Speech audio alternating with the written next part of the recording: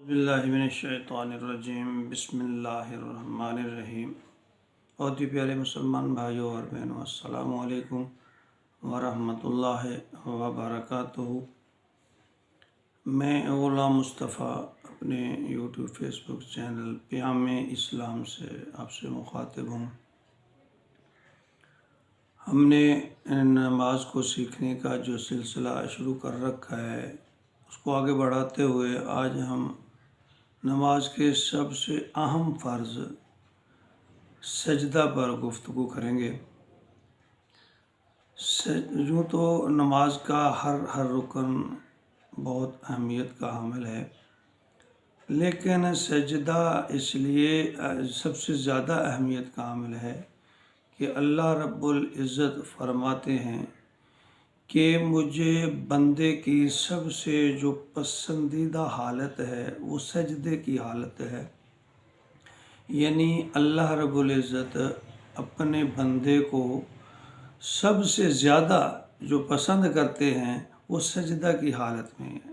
انسان اللہ کے سب سے زیادہ قریب بھی سجدے کی حالت میں ہوتا ہے، اور وہ سجدہ ہی ہے کہ قیامت کے دن جب پوری مخلوق نفسا نفسی کا عالم ہوگا، اللہ کے غضب کو ٹھنڈا کرنے کے لیے ہمارے پیارے نبی حضرت محمد صلی اللہ علیہ وآلہ وسلم امام الانبیاء سجدے میں جائیں گے تو اللہ کا غصہ ٹھنڈا ہوگا۔ جب حساب کتاب شروع نہیں ہو رہا ہوگا، تمام انبیاء کرام نبی اکرم صلی اللہ علیہ وسلم کے پاس تشریف لائیں گے اور آپ سے عرض کریں گے کہ آپ اللہ سے عرض کریں کہ حساب کتاب شروع ہو۔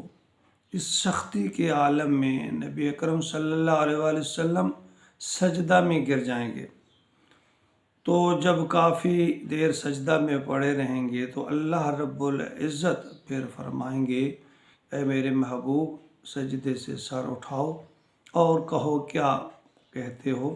یعنی سجدہ اللہ کے غضب کو ٹھنڈا کرنے کا ذریعہ ہے، اللہ کے قرب کا ذریعہ ہے، اللہ کی رضا حاصل کرنے کا ذریعہ ہے۔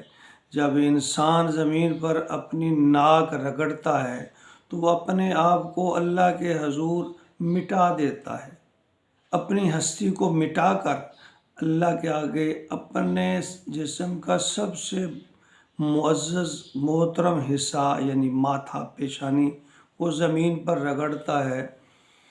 تو اللہ تعالیٰ فرماتے ہیں کہ یہ حالت مجھے انسان کی بہت زیادہ پسند ہے۔ تو نماز میں سجدہ بڑے اطمینان، اہتمام اور خلوص سے کرنا چاہیے،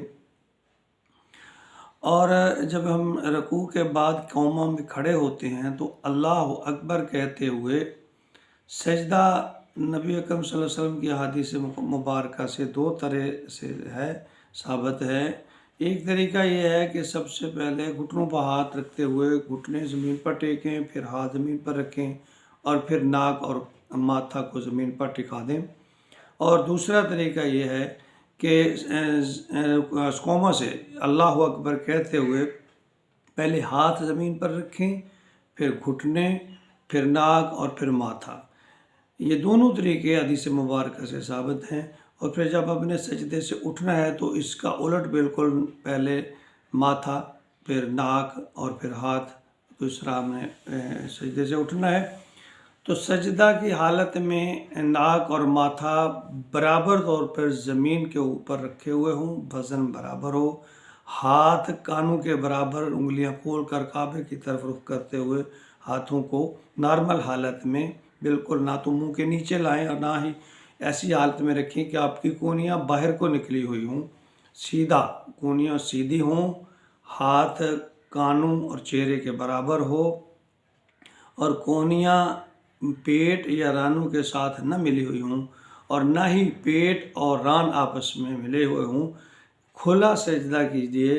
صحابہ اکرام فرماتے ہیں کہ نبی اکرم صلی اللہ علیہ وآلہ وسلم یہ ایسے کھلا سجدہ فرماتے تھے کہ اگر تازہ پیدا ہونے والا بکری کا بچہ آپ کے درمیان سے، یعنی پیٹ کے درمیان سے یہاں سے گزرنا چاہتا تو وہ اب آسانی سے گزر جاتا تھا۔ 3 مرتبہ تسبیح سبحان ربی الاعلیٰ، سبحان ربی الاعلیٰ، سبحان کو بھی اچھی طرح سے ادا کیجئے، اور یل اعلیٰ نہیں ہے، یل اعلیٰ، سبحان ربی الاعلیٰ، سبحان ربی الاعلیٰ، سبحان ربی الاعلیٰ، اس کو 3 مرتبہ، 5 یا 7 یا 9 مرتبہ بڑے سکون کے ساتھ، بڑے عاجزی اور خلوص کے ساتھ ادا کرتے ہوئے سجدہ مکمل کیجئے۔ پھر اگر ایک سجدہ جب مکمل ہو جائے تو پھر اللہ اکبر کہتے ہوئے آ جائیے، جسے ہم جلسہ کہتے ہیں، اور اسی طرح دوسرا سجدہ اطمینان سے ادا کیجئے۔ اللہ تعالی ہمارے سجدوں کو اپنی رضا کا ذریعہ بنا دے، نجات کا ذریعہ بنا دے، آمین یا رب العالمین۔